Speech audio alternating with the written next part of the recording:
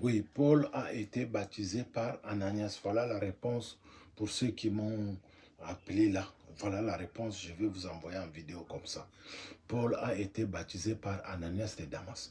Ne confondez pas Ananias et Saphir, ceux qui ont gardé l'argent, qui ont trompé le Saint-Esprit. Ça, c'est Ananias, ils ont vécu avant la conversion de Paul. Ça, c'est autre chose. Mais Ananias, dont nous parlons ici, c'est celui qui a baptisé Paul dans Actes des Apôtres 9, le verset 17-18.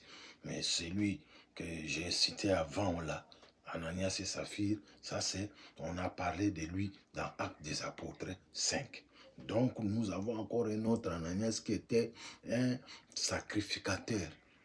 Donc celui-là, c'est 50 ans avant la naissance de Jésus-Christ. Donc il y a plusieurs ou trois Ananias, si on peut parler quatre, mais il y a trois Ananias dans la Bible, bien déterminés, bien expliqués dans la Bible, que personne ne vous trompe. Mais tous à la frères et sœurs, vous n'êtes pas encore chrétien. Vous voulez savoir, celui-ci a été baptisé par qui? Celui-là a été baptisé par qui? C'est ce que vous voulez savoir.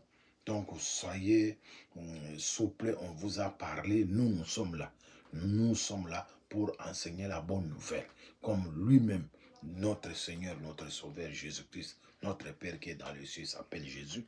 Il nous a dit que allez et faites de toutes les nations des disciples, baptisez-les au nom du Père, du Fils et du Saint-Esprit.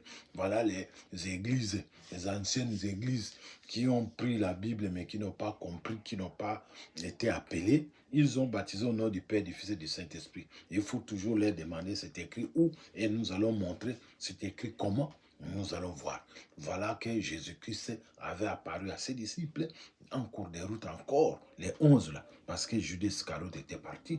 Donc, il leur a dit dans Luc 24, 46, 47, qu'il fallait qu'il s'accomplisse tout ce qui était parlé de moi dans les poètes, dans les psaumes et dans les prophètes, que Christ souffrirait et que le pardon des péchés serait à son nom. Donc voilà, c'est trop clair. Si quelqu'un a baptisé au nom de je ne sais pas qui, pendant que le baptême là c'est pour le pardon du péché d'Adam et Ève et pour les péchés de tous les jours, donc ils n'ont pas compris la parole de Dieu, donc ils n'ont pas été appelés par Jésus-Christ lui-même. Donc sachez que Dieu là, c'est Jésus-Christ. Notre Dieu s'appelle Jésus.